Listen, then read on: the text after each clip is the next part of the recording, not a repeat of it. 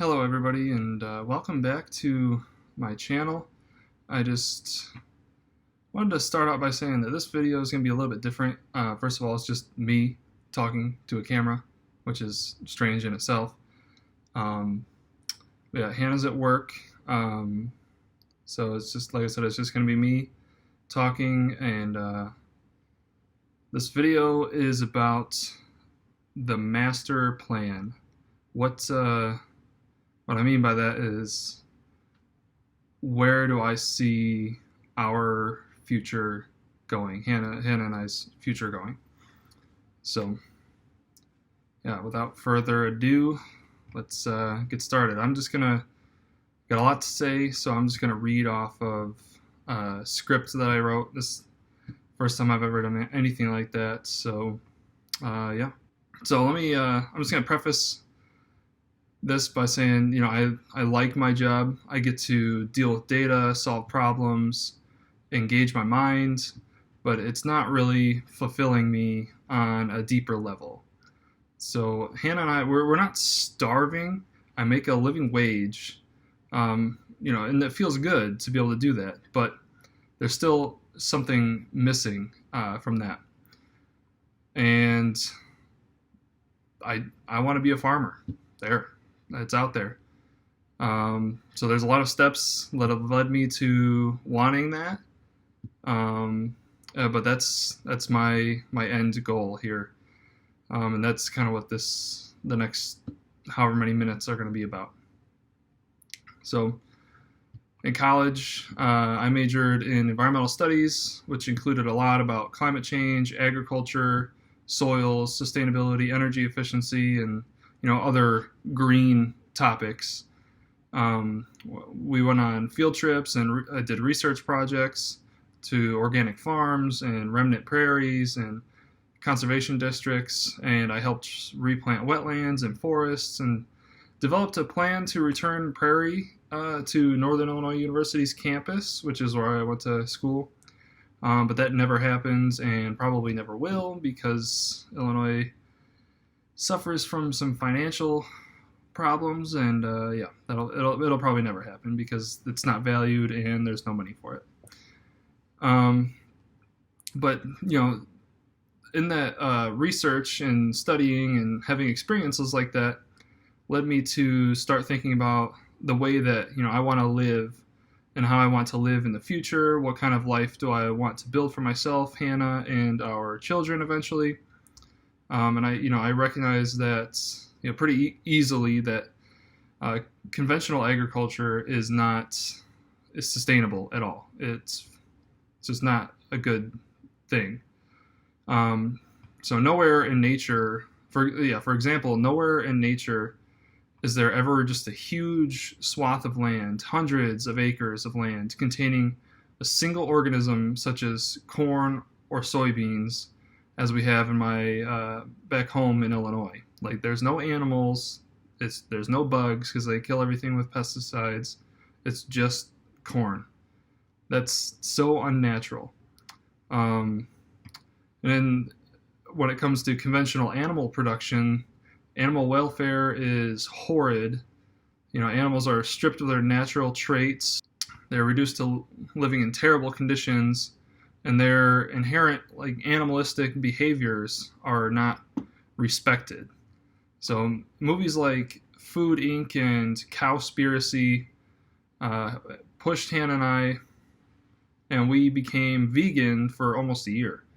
And that was a really interesting period of time because we were living together in a one-bedroom apartment, going to school, and living off of basically no income. I mean, we both kind of worked part-time here and there.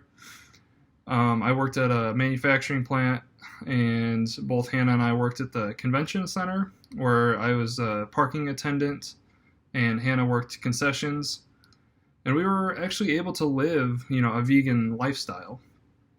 And we learned through that. We learned a lot about cooking, where to buy vegan products, what kinds of items to stay away from. We had to be pretty creative in our cooking and in the way that we thought about food, since our whole lives up to that point had been focused on a traditional American diet. So eventually that vegan phase ended. Hannah and I graduated from college. We moved back home, and then I began the search for jobs. So, yeah, I could not get hired at all anywhere. I applied to like 80 jobs, I had maybe 15 interviews, and only heard back from about 5 of those interviews with either just a quick email or a phone call saying I didn't get the job. So one day I was at Hannah's mom's house, my mother-in-law's house, and she showed me a post on Facebook from a local organic farm who would be hiring a farmhand for that coming season. I thought, wow, that would be really cool if I did that. I would be able to learn a ton, and maybe this could be something that I could pursue in the future. This could maybe be a path forward. None of these other jobs were working out, so I might as well go for it. So the application was just a letter. They asked for just a letter describing myself, and I'll go ahead and read that real quick. So I said, "Hello, I'm applying for this position because I love gardening and recognize the importance of organic food as well as the benefits provided to the environment. I'm very passionate about being environmentally conscious and have gotten both of my parents into composting and explained to them how local organic food has more nutrients than commercially grown store-bought food. I also love to be outside hiking and camping with my fiance. We were engaged at that time, not married. We try to do something outside every weekend, weather permitting, and I revel in hard work. From studying for an exam to exercise to a job, I have always felt such pride and accomplishment in seeing my effort become the cause of a result. I'm very impressed by what you have achieved in Soul Gardens, and one day hope to replicate that success in a farm of my own. I'm incredibly excited for the opportunity to learn as much as I can, work hard, and make some new friends. I look forward to communicating with you and meeting in person to continue this conversation. Sincerely, Nick Gillette." And I attached my resume in the email. They liked that enough and invited me out to their farm, and we had a really great conversation. I came back feeling like I had a really good shot at getting the job, but it came down to me and another person, and they chose the other person. And a couple days later, I was hired as a data analyst in New York. And it's so funny because I got hired in the data analyst position, and then the day after, the farm called me back and asked if I would be able to work on the farm because the other person pulled out. And yeah, I would love to, but I had just committed, like legally signed paperwork saying that I was going to work on an army base in New York. And it felt wrong to go against my commitment to the job I had in New York. But it also felt wrong to leave an opportunity when, that's where I saw myself going, was working on this farm. So it felt wrong to leave that behind, but it also felt wrong to go against my word in taking the job in New York. And I convinced myself that going to New York was a great decision. I would, it's a good career path. And being on an army base in New York, I would get great experience, make a decent living, and set us up for a successful future. Living a traditional lifestyle where we go to work 9 to 5, put in money for retirement, and then when you're 65 or however old, you retire, and then you have a little freedom, and then you die. That's what life is for a lot of people. And that's pretty much exactly the path that we're currently going down. But that's what started back then. I moved out to New York, started working, and then Hannah moved out a few months later, and we started our lives together. And everything kind of began to fall in place. I had a lot of responsibility in my job. I learned a ton about utilities, data analysis, and just how to be professional. When we had kind of settled into a groove where, I understood what to do and how to do it in my job, I couldn't help but start feeling like, there's something more for me out there. I didn't know how I was going to make it happen. I still don't know exactly. This master plan here that I've created is just kind of like thoughts for me to chase after. I didn't know the path that it was going to take me to get there, but I know the destination, and that is farming. So, which brings me to present day. So I got a new job in Syracuse, New York, working for a power company. So the reason why I'm calling this the master plan is because I've begun to plan my escape. My escape from working in an office, staring at a computer all day.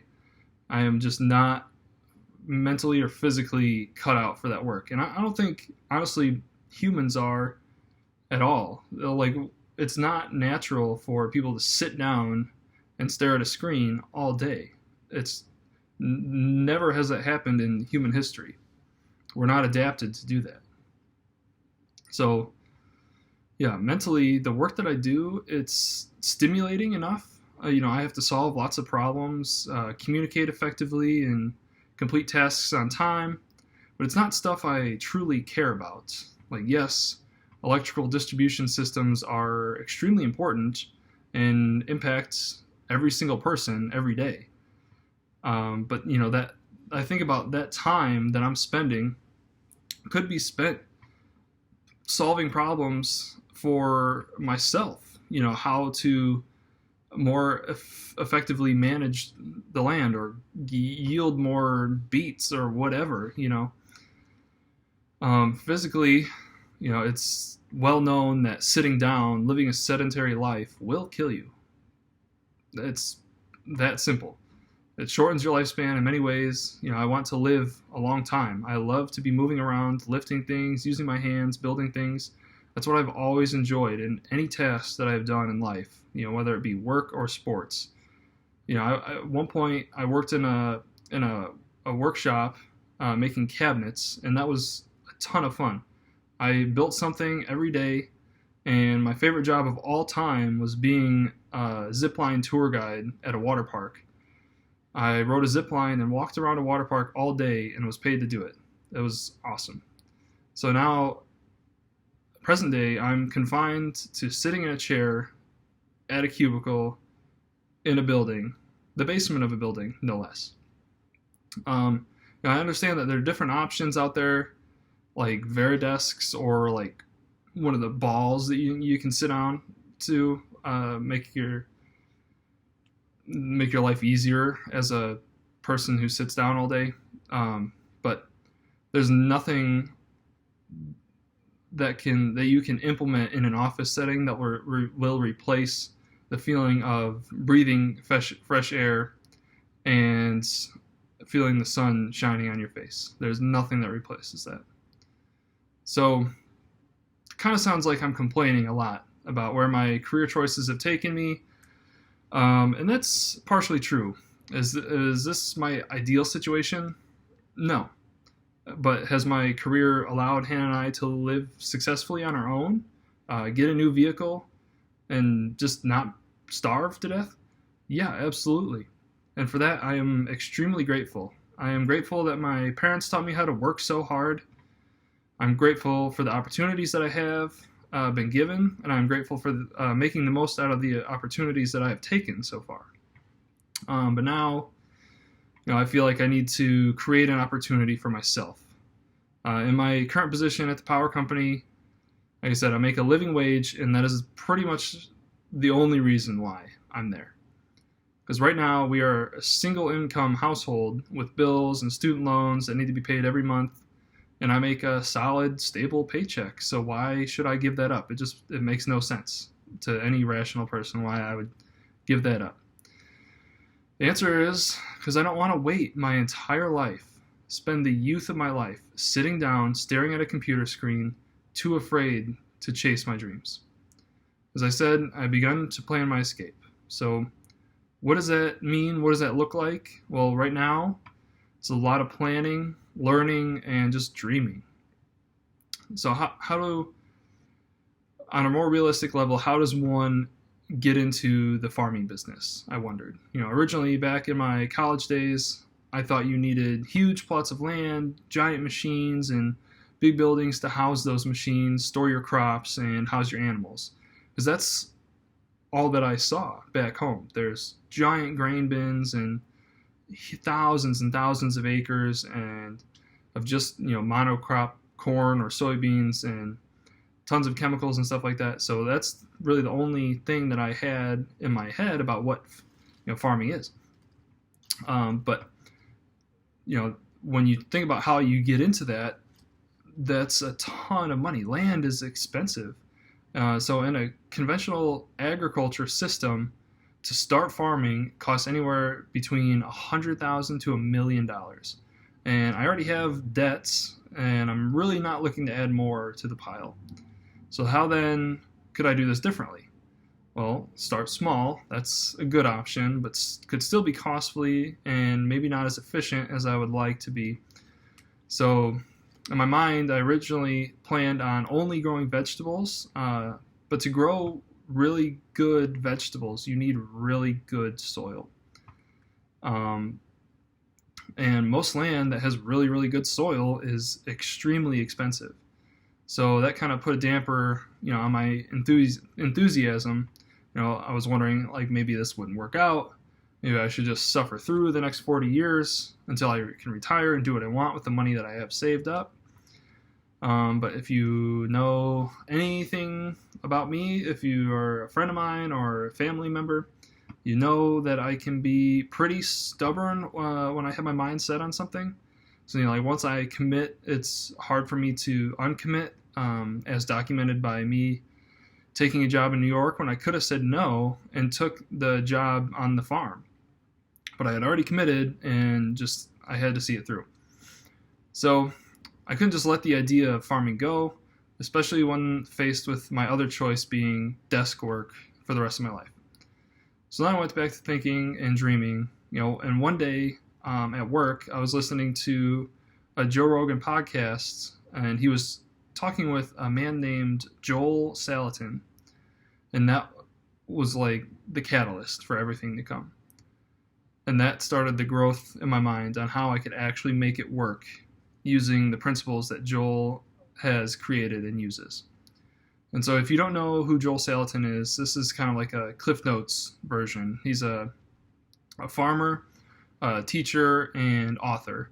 And he's considered kind of radical in his practices when you compare them with conventional agriculture.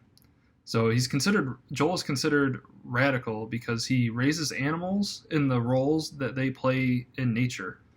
And what that means, for example, let's take cows. So cows fill the herbivore grazing niche in the grassland environment. They group up and form herds in an area, eat the grass, poop a bunch, and move on to a new patch of grass. This role was historically fulfilled by bison, which were wiped out of North America, basically. And so Joel just replaces that role with cows, because they're both herbivores. They eat grass and plants, and so it kind of works out. When I was in college, I had a ton of reading assignments and projects about prairies and what makes them thrive, and a huge component of that, of a healthy grassland ecosystem, is an herbivore coming through and eating the grass. It was just a light bulb went off in my head. It just makes so much sense. Listening to Joel talk brings everything full circle from my education into my passion of becoming a farmer. So also in a natural grassland ecosystem, there were ground-based birds, so like pheasants. And since there aren't many wild pheasants around, Joel's replaced their role in the ecosystem with chickens. It seems so simple and makes so much sense to me to manage the land in a way that was meant to be naturally, and to leverage that management into making a profit for yourself. One of the points Joel often mentions is that the average age of farmers is around 60 years old. and the cost of entry is so high that old farmers can't afford to get out of business, and young farmers can't afford to get in. So what that means is, instead of placing value in infrastructure, big, huge plots of land, giant tractors, giant grain bins, your equity needs to be placed in your knowledge, your management of the land, how to do things on a plot of land, how to get the most out of a plot of land with the least amount of input. So now, we kind of come to what I have determined to be my master plan. I was kind of inspired by Elon Musk's secret master plan for Tesla. I'll link that in the description if you don't know what that is. But yeah, here we go. So how the Gillette family farm will begin. So first off, we need to get Hannah to graduate from school and start her career. That's paramount because she's gonna be the one to have a stable income eventually. We'll both work, but for the beginning, we'll both work to make sure that we don't have any debts. We'll pay off all our debts and everything. And that brings me to point number 2, which is get out of debt ASAP. So, we'll live frugally, reduce our living expenses as much as possible, and just try to knock down our student loans and anything else that we have that needs to be paid for, and build up a decent reserve of cash. So that brings us to point number 3, which is to start small on land that I don't own. So that's either going to be through a lease or a partnership with another farmer, or just get permission from somebody who owns land to use it. And then we're going to use that land to raise some chickens, both meat chickens and egg layers. And then we'll sell the eggs, we'll process the meat chickens, and that'll be a really great learning opportunity for me to figure out how to do that, first of all, and if I'm really cut out for this. So then step 4 is going to be you add more chickens, possibly expand the amount of land that we lease, and then 5, we could add in beef cows with the chickens. That way you have multi-speciation. You start to begin to build up a little bit of diversity, and the 2 different species in conjunction really help to build up the soil rapidly. So that'll increase your amount of production that you can get out of the land. So after we add in the beef cows with the chickens, I'll continue to learn and develop processes and just improve my skills as a farmer. And number 6, we'll probably decide on a permanent residence, and commit to farming full time, where I quit my job and become a farmer. And at that point, I might need help, and maybe I'll ask around to look for a partner. But my number 1 choice is going to be my brother Jackson. So if he wants to jump into things with me like that, I am more than welcome. I would really love that. So 7, begin intensive land management. Continue to diversify by adding other revenue streams like timber production, pigs, vegetables, etc. There's tons of things, especially in upstate New York. If we stay in this area, there's you can make maple syrup. You could do all sorts of different stuff. Number 8 would be to partner with or create a farm to table restaurant, and begin to do some agritourism. So agritourism is just the combination of agriculture and tourism. So bringing people out to do like a corn maze, or to do apple picking, or to pick or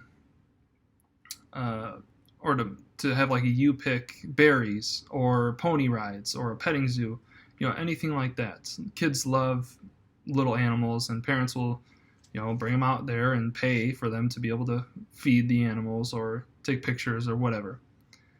And then just continue to expand. And one of the things that I really see having the greatest impact and the greatest legacy, I guess, would be to develop a community around the farm.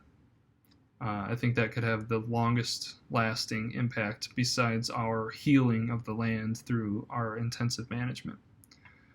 Number 9 would be focus on education, outreach, and impact on the local ecosystem. A lot of people, especially from urban areas, don't even know what plants look like. I took a couple of field trips to Chicago, and people didn't even know like what an apple tree looked like. They've seen apples, obviously, in grocery stores, but they didn't know what a tree looked like. They'd never seen a tree. It kind of just blows my mind. So number 10 is kind of a long-term, if it doesn't happen, it's not the biggest deal, but I think it would be really cool to partner with or create a brewery. I think it'd be really cool.